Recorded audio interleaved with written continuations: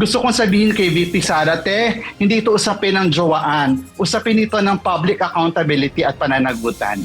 Tumaas ang kilay ni Akbayan Party List Representative Percy Sendanya sa anyay tila pagsasantabi ni Vice President Sara Duterte sa kinakaharap nitong impeachment. Si Sendanya ang endorser ng unang impeachment complaint na inihain sa Kamara noong December 2024. Hindi rin matanggap ng mambabatas ang pahayag ng pangalawang Pangulo kasunod ng pag-endorso ng Kamara sa Senado ng 7 articles of impeachment. Sa kanyang pahayag, ang tanging tugon ni VP Sara sa reklamong impeachment, mailigtas ang Pilipinas. God save the Philippines mula sa mga Duterte, lalong-lalo na kay VP Sara Duterte. At mangilabot naman si VP Sara sa pagsasabi ng God save the Philippines, ilang beses nga na hindi niya na-save ang DepEd mula sa corruption. She's not taking it ika nga seriously, and that's her right, no? At bigay natin sa kanya yon, no? In how she looks at things and how she looks at that particular complaint.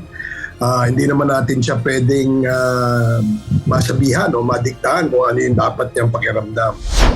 Ang Makabayan Black lawmakers kinunde na rin ang tila pagmamaliit ni VP Duterte sa isyu ng impeachment, lalo na ang hirit ni VP Duterte na mas masakit pa umanong iwan ng kasintahan kaysa ma-impeach ng House of Representatives.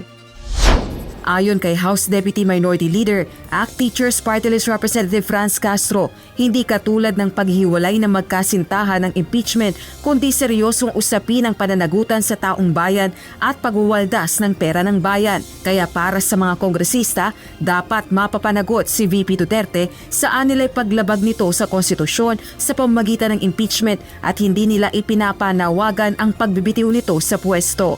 Kaya tayo nag-file ng impeachment complaint because we want her to be convicted. Dahil ayaw natin na magkatakbo pa siya muli sa isa pang public position. Rosa Licuz, UNTV News and Rescue. Diyos ang aming sandigan, serbisyo publiko ang aming pinahahalagahan.